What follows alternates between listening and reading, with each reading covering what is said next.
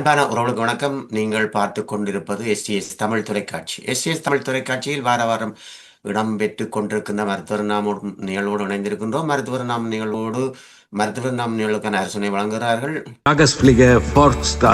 ஈழத்து பெண்மணியால் ஜெர்மனியில் வதனி செல்வநாதன் அவர்களால் உருவாக்கப்பட்ட முதியோர் பராமரிக்கும் இல்லம்.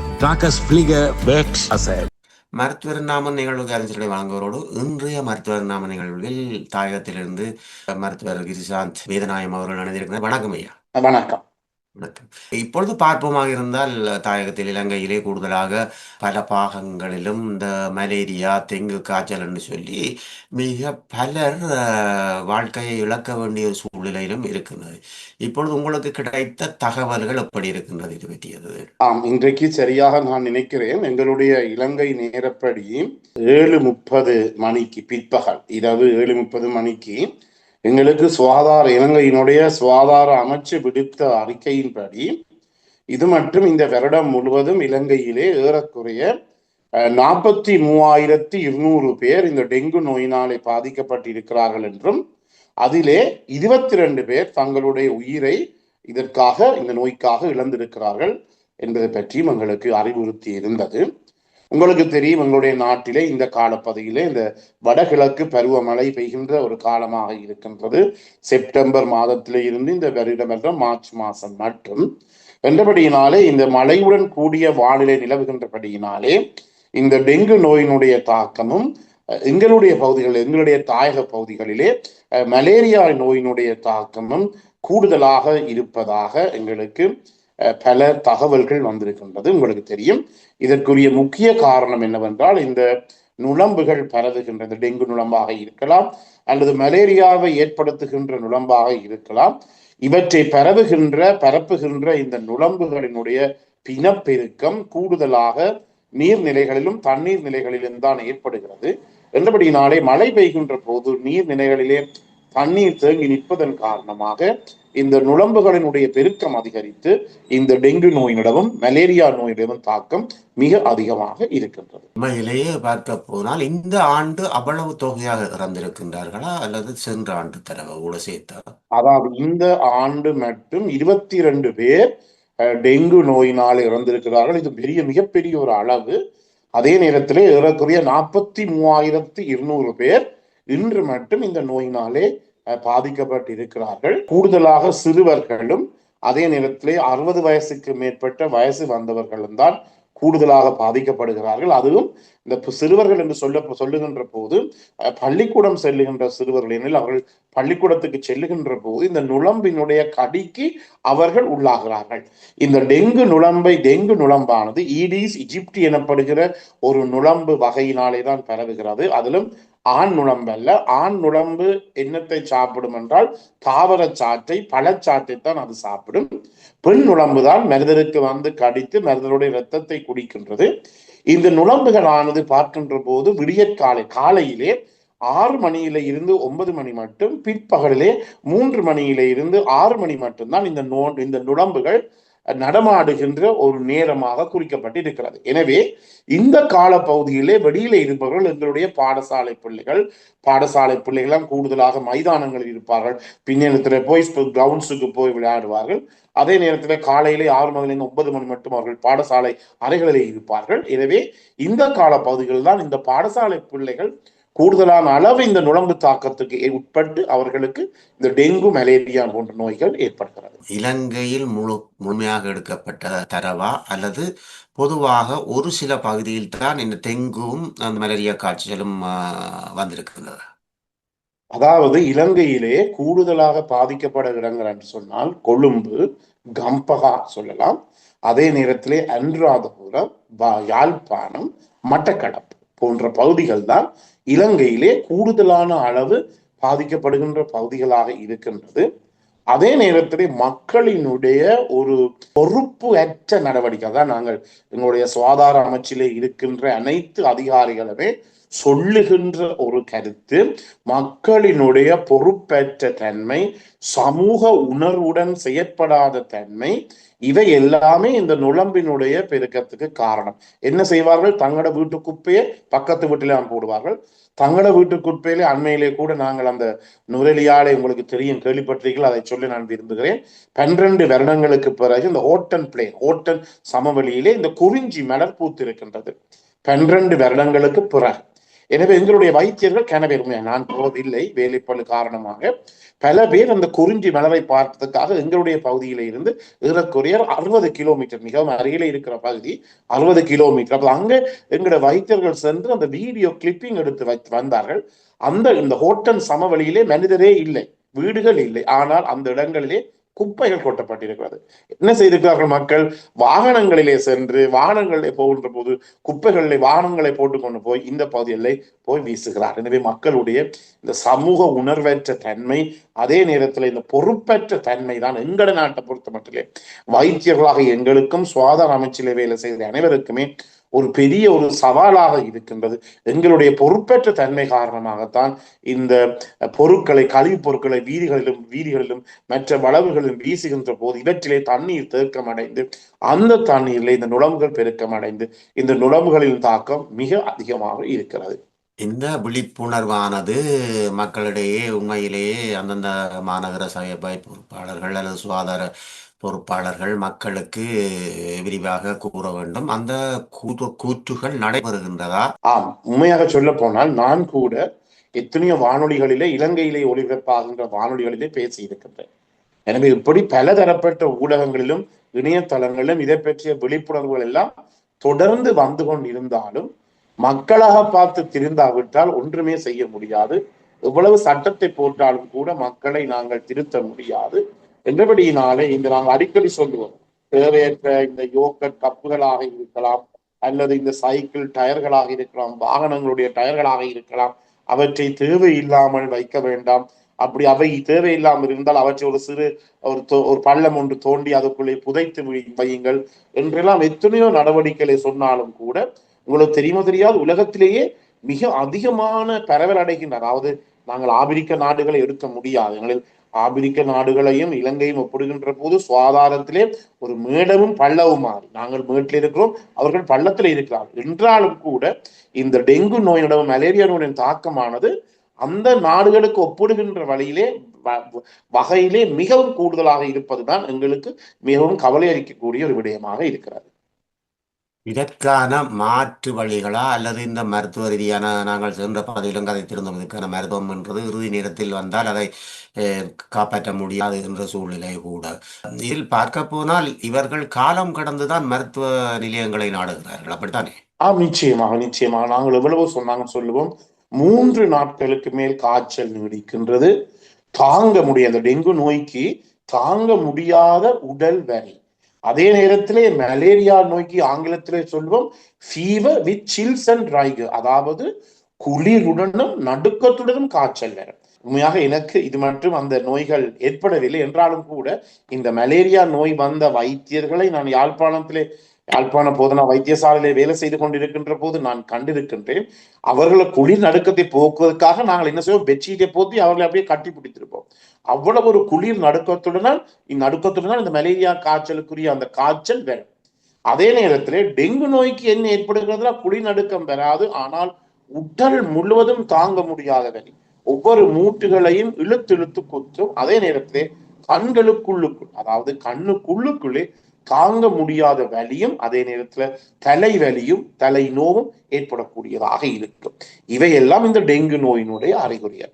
இப்போது எங்கள் நாட்டிலே உங்களுக்கு தெரியும், மிகுந்த வேகமாக நாங்கள் சுகாதாரத்திலே முன்னேறி கொண்டிருக்கின்றோம். எங்களை முதலாவது நாளிலேயே காய்ச்சல் வந்தால் அது டெங்கு நோயா என்று கண்டுபிடிப்பதற்குரிய டெங்கு ஆன்டிஜன் பிளட் டெஸ்ட், அதாவது டெங்குக்குரிய அந்த நோய் கிருமிக்குரிய ஒரு டெஸ்டை, ஒரு இரத்த பரிசோதனை நாங்கள் செய்து முதல் நாளிலேயே அது டெங்குவா என்று எங்களாலே கண்டுபிடிக்கக்கூடிய வசதிகள் இலங்கையிலே அனைத்து பகுதிகளிலும் இப்போது இருக்கின்றது. என்றபடியினாலே நாங்கள் என்ன செய்ய வேண்டும், முதலாம் நாள் காய்ச்சல் இருந்தால் பரவாயில்லை, 2ஆம் நாள் காய்ச்சல் இருந்தால் பரவாயில்லை, 3ஆம் நாள் காய்ச்சல் வந்தால் உடனடியாக நீங்கள் என்ன செய்ய வேண்டும், ஃபுல் பிளட் கவுண்ட் என்று சொல்லப்படுகின்ற முழு குருதி பரிசோதனை, ஃபுல் பிளட் கவுண்ட், அதை சோதிக்க வேண்டும். இரண்டாவதாக சிஆர்பி என்று சொல்லப்படுகிற சி ரியாக்டிவ் புரோட்டீன் என்று சொல்லப்படுகிற இரத்தத்திலே ஏதாவது பாக்டீரியா கிருமி தொற்று இருக்கிறதா என்பதை பார்க்க வேண்டும். மூன்றாவது சோதனையாக டெங்கு ஆன்டிஜன் பரிசோதனையை செய்ய வேண்டும். இவை செய்தால் 7 நிலை, அதாவது முதல் நிலைமைகளிலேயே அல்லது முந்தைய நிலைமைகளிலேயே இந்த டெங்கு நோயை எங்களாலே கண்டுபிடிக்கக்கூடியதாக இருக்கும். அதே நேரத்திலே என்ன செய்ய வேண்டும்? இப்போது தாங்க முடியாத உடல் வலி, தாங்க முடியாது. உண்மையாக என்னுடைய வைத்தியர்களை கூட நான் கண்டிருக்கின்றேன். டெங்கு நோய் வந்த வைத்தியர்கள் உடல் வலியை தாங்கவே முடியாது. அவர்கள் சொல்லுவார்கள், என்னுடைய எதிரிக்கு கூட இப்படிப்பட்ட ஒரு உடல் வலி வரக்கூடாது என்று. அப்போ என்ன செய்வார்கள்? உடல் வலி நோவை போக்குகின்ற மருந்துகள், இந்த நோவை போக்குகின்ற மருந்துகள் உலகத்திலே பல இருக்கிறது. முக்கியமாக இந்த இபிப்ரூஃபன் எனப்படுகிற மருந்து, இரண்டாவதாக இண்டோமெதோசின் என்ற மருந்து, மூன்றாவதாக டைக்ளோபெனக் சோடியம் அல்லது டைக்ளோபெனக் பொட்டாசியம். இந்த 3 மருந்துகளையும் ஏதோ ஒரு காரணத்தினாலே நீங்கள் எடுப்பீர்களாக இருந்தால் உங்களை நேரடியாக மரணத்தின் வாயிலுக்கு இந்த நோய் விட்டு செல்லும். ஏனெனில் இந்த 3 மருந்துகளும் என்ன செய்யும் என்றால், எங்கள் இரத்தத்திலே இருக்கின்ற குருதி சிறுதட்டுகள், பிளேட்லெட் என்று சொல்லுவோம், அந்த குருதி சிறுதட்டுகள் அளவை குறைக்கும். அளவை குறைத்து எங்களுடைய இந்த குருதி உறையாத தன்மை, அதாவது பிளட் கிளாட்டிங் அபிலிட்டி என்று சொல்லுவோம், குருதி உறையாத தன்மையை ஏற்படுத்தி அதன் காரணமாக எல்லா பக்கத்தாலையும் என்ன செய்வதும் இரத்தம் வெளியேறும். வாயிலே ரத்தம் வந்து, வயிற்றுக்குள்ளே ரத்தம் வந்து, இரத்தப்பெருக்கு ஏற்பட்டு சக்தியாக ரத்தம் பெறும். அதே நேரத்தில் மலத்துடன் ரத்தம் வெளியேறும், கருப்பு கருப்பாக மலம் வெளியேறும். அதே நேரத்தில் இருமுகின்ற போது இருமலுடன் ரத்தம் வெளியேறும். எனவே இவையெல்லாம் இந்த 3 மருந்துகள். என்ன மருந்துகள்? கவனமாக நான் வச்சுக்கொள்ளுங்கள்.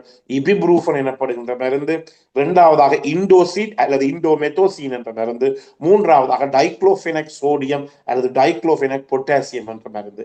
இந்த 3 மருந்துகளையும் இந்த நோய் வந்தவர்கள் வீட்டிலே கூட வைத்திருக்கவே கூடாது என்று நாங்கள் சொல்லுவோம். ஏனெனில் இவற்றை எடுத்தால் டக்கண்டு உடல் வலி உடனே பறந்துவிடும். நீங்கள் கைகால் மூட்டு வலிக்கெல்லாம் அல்லது கழுத்து வலி, வயது போனவர்கள் எல்லாம் இந்த 3 மருந்துகளையுமே அடிக்கடி பாவிப்பவர்களாக இருப்பார்கள். உடல் வலி அப்படியே பறந்து காணவே கிடைக்காது. ஆனால் இதனுடைய பக்க விளைவுகள் எங்களுடைய உயிரை கொல்லும்.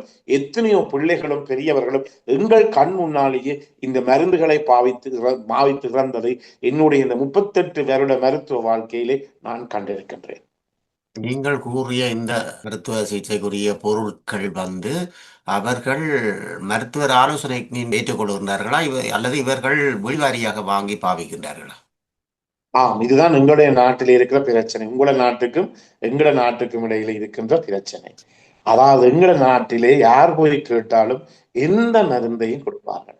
அண்மையிலே கூட ஒரு 16 வயசு பிள்ளை, பாடசாலை செல்லுகின்ற ஒரு பிள்ளை, நான் கட்டாயமாக குறிப்பிட வேண்டும், என்னிடம் வந்தது ஒரு ஊசி மருந்து தான். டாக்டர், இந்த ஊசியை எனக்கு போட முடியுமா? அந்த ஊசியை பார்த்தவுடன் நான் ஷொக்கா போனேன். அந்த ஊசி மருந்து என்ன? அப்போது நான் அந்த பெண்ணிடம் கேட்டேன், யார் உங்களுக்கு இந்த மருந்து, டிப்போ ப்ரோவீரா என்று சொல்லுவோம் அந்த மருந்து, அது பெண்கள் ஒவ்வொரு 3 மாசத்துக்கு ஒரு முறை திருமணம் முடித்த பெண்கள் தாங்கள் கற்பம் தரிக்காமல் இருப்பதற்கு பாவிக்கின்ற ஒரு மருந்து. இதை யார் பார்மசி எவர் தந்தால் அந்த பிள்ளை எனக்கு சொல்லவே இல்லை. இப்படி எத்தனையோ இலங்கையில எத்தனையோ மரணங்கள் இந்த அவுட் பேஷண்ட் என்று சொல்லுவோம், அதாவது வெளி நோயாளர் பிரிவாக போய் இந்த பார்மசிகளில் போய் மருந்து எடுக்கின்றதை எங்களால் எவ்வளவு கஷ்டப்பட்டாலும், எத்தனை சட்டங்கள் போட்டாலும் எங்களாலே இதை நிற்பாட்ட முடியாமல் இருப்பது பெரிய கஷ்டமாக இருக்கிறது எங்களை போன்ற நாடுகளிலே. எனவே என்ன நடைபெறும் என்றால், இவர்கள் தாங்களாவே போய் அந்த மருந்துடைய பெயர்களை சொல்லியே இந்த பார்மசியிலே வாங்கி போடுகிறார்கள். போடுகின்ற போதுதான் இந்த மரண ஆபத்து பயங்கரமாக ஏற்படுகிறது. இங்கே நீங்கள் கூறியது போலவே புலம்பெயர் நாடுகளில் முக்கியமாக மருத்துவர்களின் அதற்கான பதிவு சீட்டு இல்லாமலுக்கு இந்த இடங்களிலும் எடுக்க முடியாது. சில பொருட்கள் எடுக்கலாம், தலையிடி மருந்து, மற்ற பிக்ஸ், அப்படி அது போன்ற விடயங்களை. அப்படி ஒரு கட்டுப்பாடு இலங்கையில் வருவதற்கான சாத்தியக்கூறு இருக்குமா ஒரு காலத்தில்? அல்லது அதாவது இது மிகுந்த கட்டுப்பாடுடன் தான் எல்லாமே நடக்கின்றது. எவ்வளவு கட்டுப்பாடுகளை விதித்தாலும் கூட, முதலில் நான் சொன்னேன், இந்த மக்களினுடைய பொறுப்பற்ற தன்மை, அதிலும் கூடுதலாக நான் இருக்கின்ற பகுதி உங்களுக்கு தெரியும், ஒரு மலையகம். அதாவது நான் தாயகத்தை சேர்ந்தேன் என்றாலும் நான் இப்போது என்னுடைய முதலாவது அப்பாயின்மெண்ட்ல இருந்து நான் இந்த பதுளை போதனா வைத்தியசாலையிலே தான் வேலை செய்து கொண்டிருக்கின்றேன். எனவே இந்த மக்கள் என்ன செய்கிறார்கள் என்றால், நாங்கள் சொல்லுவோம், நீங்கள் வைத்தியசாலையிலே சென்று ஒரு 2 மணித்தியாலும் நீங்கள் வரிசையிலே நின்றாலும் பரவாயில்லை, உங்களுக்குரிய பொருத்தமான நல்ல சிகிச்சை கிடைக்கும். ஆனால் மக்கள் என்ன, அது ஒரு பொறுப்பேற்ற தன்மை, ஐயோ உங்களுக்கு 2 மணித்தியாலம் மினக்கட இயலாது என்று சொல்லி போட்டுதான் இந்த பார்மசிகளிலே போய் இந்த மருந்துகளை வாங்குவார்கள். எத்தனையோ இறப்புகள் எங்களுடைய பதுளை பொது வைத்தியசாலை பொறுத்த மட்டும் இந்த மருந்துகளிலே பிழையாய் போய் எத்தனை இறப்புகள் கூட நடந்திருக்கின்றது. என்றாலும் கூட மக்கள் அதை பற்றி உணர்ந்து திருந்துற மாதிரி எங்களுக்கு தெரியவில்லை. நாங்கள் எங்களை காப்பாற்ற வேண்டும் என்று சொன்னால் அதற்கேற்ற செயற்பாடுகளையும் அதற்கேற்ற விடயங்களையும் செய்ய வேண்டிய உண்மையான கடைப்பாடு. தங்களை தாங்கள் காப்பாந்து பண்ணுவதற்கு அவர்கள் தீர்மானிக்காமலுக்கு தங்களுடைய எண்ணத்துக்கு கூறியது போல மருத்துவ பொருட்களை வாங்கி தாங்கள் பாய்ப்பதன் மூலம் அதால் வருகின்ற பின் விளைவுகள் கடைசியாக இறுதி முடிவுக்கு கொண்டே சேர்க்கின்றது என்பது உண்மையான விடயம். அந்த வகையிலே இவர்களுடைய இந்த செயற்பாடும் மற்ற இந்த குப்பை கூலங்களை கொண்டே நான்காபுரம் போடுகின்றவர்களுடைய செயற்பாடும் உண்மையிலேயே இந்த விழிப்புணர்வுக்கான செயற்பாடுகள் அங்கு நடைபெறுகின்றன. ஆமாம், இதை பற்றிய பல புரிந்துணர்வுகள், பல கூட்டங்கள், பல பயிற்சி பாசறைகள் நடைபெற்றாலும் கூட இந்த மக்கள் திருந்துகிற மாதிரி இல்லை. எங்களுடைய தாயகத்திலே கூட நீங்கள் பார்க்கலாம். நான் அண்மையிலே ஒரு 3-4 மாசத்துக்கு முதல்ல சென்று வந்தேன். எங்களுடைய வீட்டுக்கு முன்னால் கூட அனைத்து இடங்களிலுமே குப்பையாகத்தான் இருக்கிறது. எல்லா இடமும் குப்பை போட்டு போட்டு போட்டு. எனவே குப்பை போடுகின்ற போது அதிலே சரியே ஒரு ஷாப்பிங் பேக்ல, ஒரு பிளாஸ்டிக் பேக்ல நீங்கள் குப்பை போட்டால் அந்த பிளாஸ்டிக் பேக்லே மழை வந்தால் கட்டாயமாக தண்ணீர் தேங்கி இருந்தால் கட்டாயமாக இந்த நுளம்புகள் வந்து முட்டை போட்டு அதுல இருந்து நுளம்புகள் பிறக்கமடையும். எனவே இந்த நோயை நாங்கள் அறவே அழிக்க வேண்டும் என்றால், அதாவது எங்களுடைய சுகாதார அமைச்சினாலே அண்மையிலே இன்று வெளியிடப்பட்ட அந்த எந்தெந்த பகுதிகளிலே இந்த டெங்கு நோய், மலேரியா நோயுடைய தாக்கம் கூடுதலாக இருக்கிறது என்ற ஒரு வரிசையில லிஸ்டிலே எங்களுடைய தாயகமான யாழ்ப்பாணமும் பெறுகிறது, மட்டக்களப்பும் பெறுகிறது. அதுதான் எங்களுக்கு சரியான கவலையாக இருக்கின்றது. இதை பற்றி பார்க்கின்ற போது எங்களுடைய மக்கள் அது அநியாயமாக இந்த நோய் காரணமாக இறந்து போகிறார்கள். 22 பேரில் 3-4 பேர் இருப்பது யாழ்ப்பாண வைத்தியசாலையில். எனவே மக்கள் உணர்வுடன் செயல்பட வேண்டும். தயவு செய்து வீதிகளில் குப்பைகளை வீச வேண்டாம். கூடுதலாக தண்ணீர் தேக்கம் அடையக்கூடிய சாத்தியக்கூறுகள் இருக்கின்ற பொருட்கள் இருக்கின்ற குப்பைகளை தயவு செய்து உங்களுடைய வீட்டு வளவுக்குள்ளேயே நீங்கள் ஒரு பள்ளத்தை தோண்டி அதுக்குள்ளே நீங்கள் புதைத்து மூடலாம். வெளியிலே, வீட்டுக்கு வெளியிலேயோ அல்லது அடுத்த வீதியிலேயோ அடுத்த வளவிலேயோ ஒருபோதுமே நீங்கள் போடாமல் இருப்பது என்பது நீங்கள் சமூகத்துக்கு செய்கின்ற ஒரு பெரிய ஒரு நல்ல வேலையாகவும் இருக்கும். அதே நேரத்திலே யோசிச்சு கொள்ளுங்கள், இந்த டெங்கு நுளம்பு போக முடியாத எந்த இடமும் இல்லை. அதனால் ஒவ்வொரு முறையும் சொல்லுவேன், ஜனாதிபதியில வீட்டுக்கும் போம், பிரதம மந்திர வீட்டுக்கும் போம், எதிர்கட்சி தலைவர் வீட்டுக்கு போம், அதே நேரத்தில் தோட்டத்துல வேலை செய்யற ஒரு கூலி தொழிலாளர்கள் வீட்டுக்கும் கூட செய்யலாம். அதாவது டெங்கு நுளம்புகள் ஏறக்குறைய 5 இருந்து 8 கிலோமீட்டர் பறக்கும். உங்களை நீங்கள் கேள்விப்பட்டிருப்பீர்கள், சில நாடுகளிலே அவர்களுடைய விமான நிலையங்களை சுற்றி இந்த டெங்கு மலேரியா நோயினுடைய தாக்கமும் ஏற்பட்டிருக்கிறது.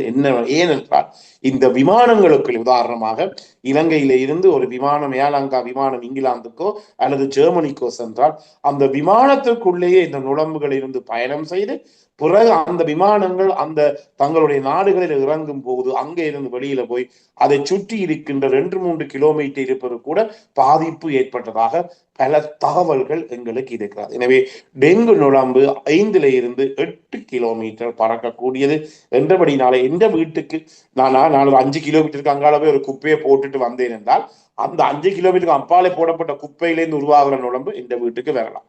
இது நுளம்பு 5 8 கிலோமீட்டர் தானாகவே பறக்கும் என்றபடியினால இதை நாங்கள் உணர்ந்து கட்டாயமாக செயல்பட வேண்டும். எங்களுடைய தாயக மக்களுக்கு, அதாவது இந்த 7:30 வந்த அந்த செய்தியிலே நான் பார்த்தபோது உண்மையாக எனக்கு சரியான கவலையாக இருந்தது.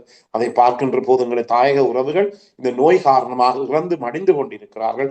எனவே தயவு செய்து ஒவ்வொரு மக்களும் உணர்ந்து இன்று, அதாவது உங்களுக்கு தெரியும், நாங்கள் சாதாரணமாக என்னுடைய பகுதிகளில் நான் சொல்லுவது என்னென்றால், ஒவ்வொரு கிழமையிலும் இந்த ஞாயிற்றுக்கிழமை என்பது விடுமுறை. சனிக்கிழமை அரை நாள் விடுமுறை, ஞாயிற்றுக்கிழமை. ஞாயிற்றுக்கிழமையிலே தாயக உறவுகளுக்கு இந்த சிறுவனினுடைய, இந்த சிறு மனிதரினுடைய ஒரு வேண்டுகோள் எத்தனையோ பேர் விடுப்பார்கள். அது பெரிய பெரிய ஆக்கள், நாங்கள் சின்ன ஆக்கள் என்றபடினால உங்களுடைய வீட்டுக்கு முன்னால இருக்கிற வீதி பகுதியை நீங்கள் துப்புரவாக்கினீர்கள் என்றால் இந்த நுளம்பு தொல்லையில இருந்து தவிர்க்க முடியும். அதே நேரத்திலே எங்களுடைய தாயகத்துக்கு நீங்கள் அண்மையிலே போய் விசிட் பண்ணி இருப்பீங்களோ தெரியாது, இருக்கலாது அவ்வளவு நுளம்பு கடி. 24 மணி காலையில பகல் மத்தியானம் பெரிய கஷ்டம் அங்கு போய் இருப்பது. அவ்வளவுத்துக்கு நுளம்பினுடைய தாக்கம் மிக மிக அதிகமாக. நாங்கள் இருப்பது யாழ்ப்பாணத்தினுடைய டவுன்ல, நகரில், தூரம் இல்லை, கிராமம் இல்லை என்றபடியினாலே முக்கியமாக அவங்களுடைய தாயக உறவுகள் இதை கேட்பவர்கள் தங்களுடைய வீடுகளுக்கு முன்னால் இருக்கிற வீதி பகுதியையும் தோட்ட பகுதிகளையும் துப்புரவு செய்கிறீர்களாக இருந்தால் அதன் மூலமாக முழு இடமும் துப்புரவாகி இந்த நுளம்பு தொல்லையும் இந்த டெங்கு மலேரியா நோய் தொல்லையும் எங்களாலே அளிக்க முடியும்.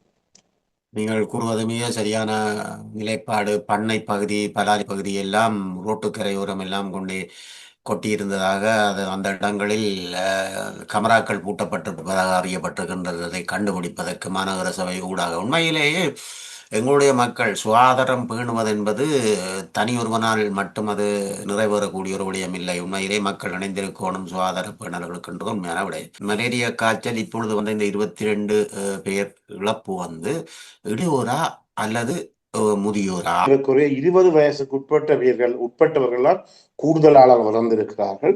அதே நேரத்தில் 20க்கும் 40க்கும் வயசுக்கு உட்பட்டவர்கள் கொஞ்சம் குறைவு.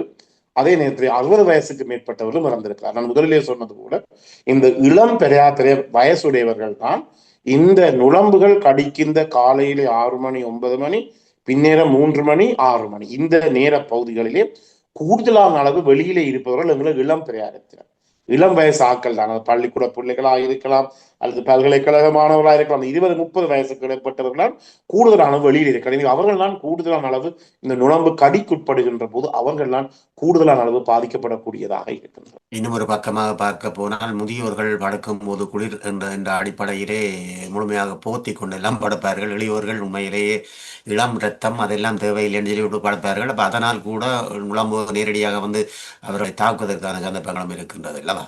ஆமாம், நீங்கள் சொல்லுது அது 100க்கு 100% சரி. அதாவது வயது போனவர்கள் வெளியிலே போவதென்றால் இந்த மழை காலத்திலே குளிர்காலத்திலே ஸ்வெட்டர் எல்லாம் போட்டு தங்களை மூடிக்கொண்டுதான் போவார்கள். தலையை கூட மஃப்ளர் போட்டு சுத்தி கொண்டு போவார்கள். ஆனால் இது ஒருபோதுமே எங்களுடைய பிள்ளைகள் செய்ய போறதில்லை. மழை காலத்திலேயும் தொப்பி இல்லாமல் தான் மழையில நினைந்து கொண்டுதான் அவர்கள் திரிவார்கள் என்றதும் ஒரு காரணமாக இருக்கிறது. இந்த நுளம்பு கடியினுடைய தாக்கம் அவர்களுக்கு கூடுதலாக ஏற்பட மாநகர சபைக்கான பொறுப்புகளும் இருக்கின்றது. இந்த சுத்தப்படுத்தல் அந்த வகையிலே உங்களுடைய பகுதியில் வண்ணம் இருக்கின்றது. மாநகர சபை இப்பொழுது யாராவது கொட்டிவிட்டு போனால் ஒருவர் அதை எடுத்து செல்லாவிட்டால் மாநகர சபை எடுத்து செல்லுகின்ற ஒரு பணி 80களில் இருந்தது. இப்பொழுது எப்படி இருக்கின்றது? முந்தைய காலங்களிலே நாங்கள் இந்த மலத்தியன் எனப்படுகின்ற அந்த நுளம்புகளுக்கு எதிரான மருந்தை கூட முந்தைய காலங்களிலே அடிப்பதை நாங்கள் கண்டிருக்கின்றோம், வீசுவதை கண்டிருக்கிறோம். ஆனால் இன்றைய காலப்பகுதிகளில் இது மிக மிக குறைவாகத்தான் இருக்கிறது. முக்கியமா எங்களுக்கு இந்த மலத்தியன் வேண்டதுக்குரிய பணம் எங்களுக்கு கிடையாமல் இருக்கிறது ஒன்று. இரண்டாவதாக இந்த மாநகர சபையினர் எவ்வளவு வேலை செய்தாலும் அவர்கள் ஒவ்வொரு நாளும் வந்து குப்பை கூலங்களில் அள்ளிக்கும் என்று கூட இன்னொரு செய்தி வந்தது. இந்த கண்டி மாநகரம் எல்லாம் குப்பை கூலங்களாக நிறைந்து கிடக்கின்றதாம். அதாவது இன்று வந்த செய்தி, இன்று பின்னேறம் வந்த செய்தி.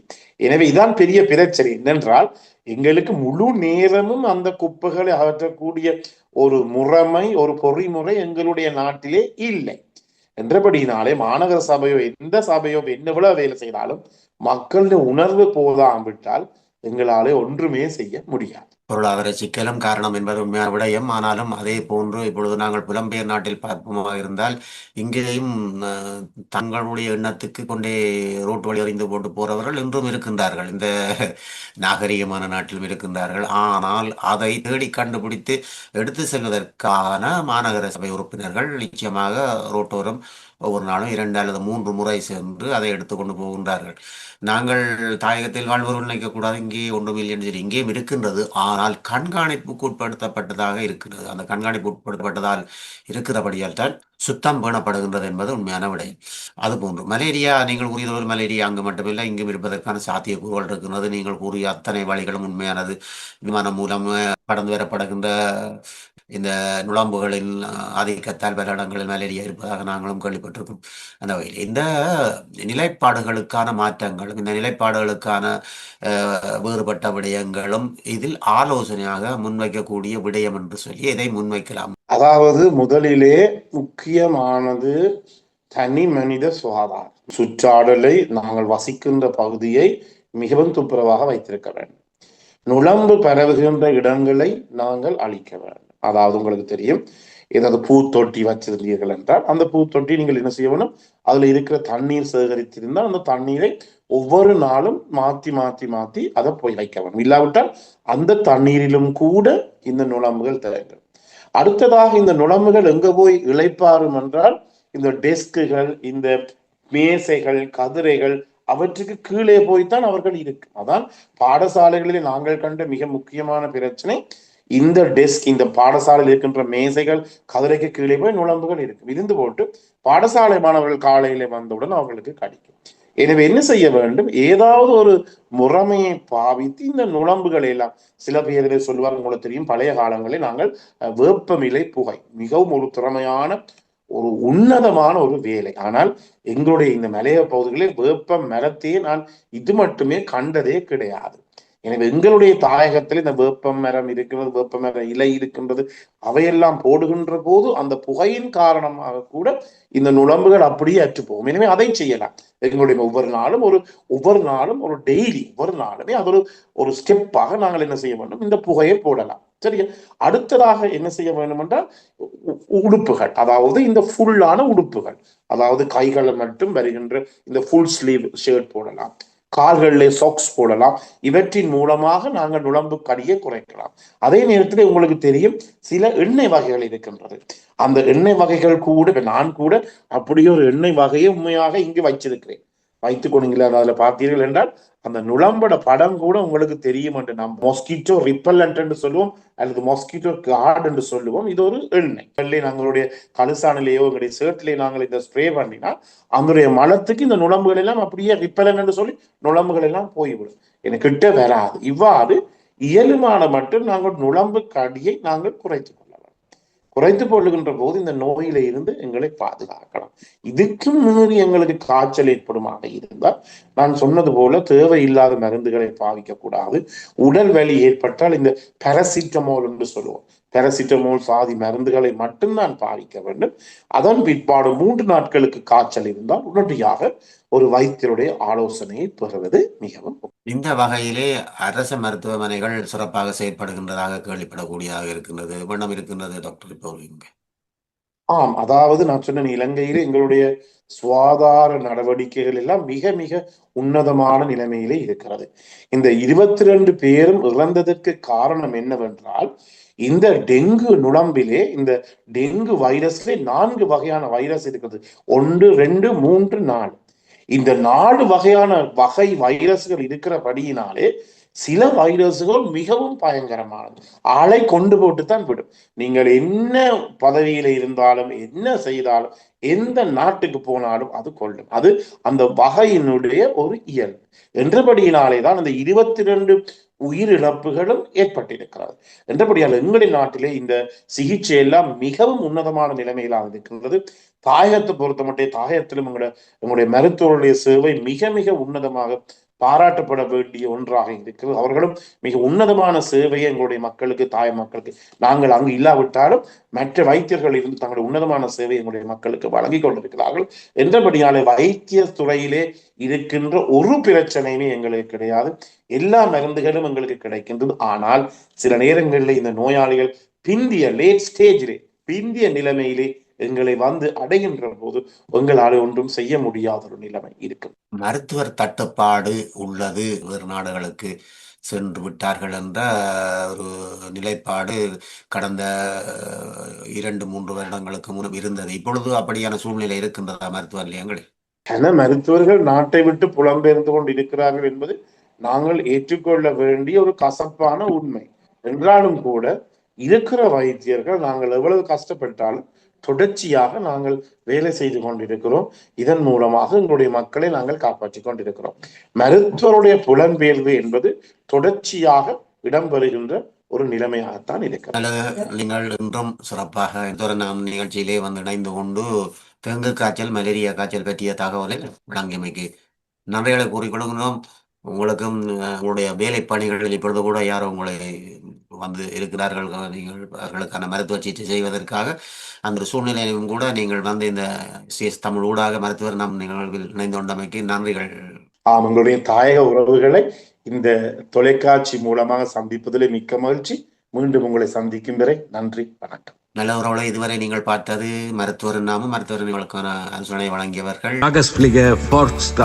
ஈழத்து பெண்மணியால் ஜெர்மனியில் வதனி செல்வநாதன் அவர்களால் உருவாக்கப்பட்ட முதியோர் பராமரிக்கும் இல்லம். ஆலோசனை வழங்கியவரோடு எங்களோட தாயகத்திலிருந்து மருத்துவர் திருசாந்த் வேதநாயம் அவர்கள் இணைந்திருந்தார். அவருக்கு நன்றிகளை கூறிக்கொண்டு அடுத்த மருத்துவர் நாம் நிகழ்வில் இணைந்து கொள்வோம். நன்றி டாக்டர்.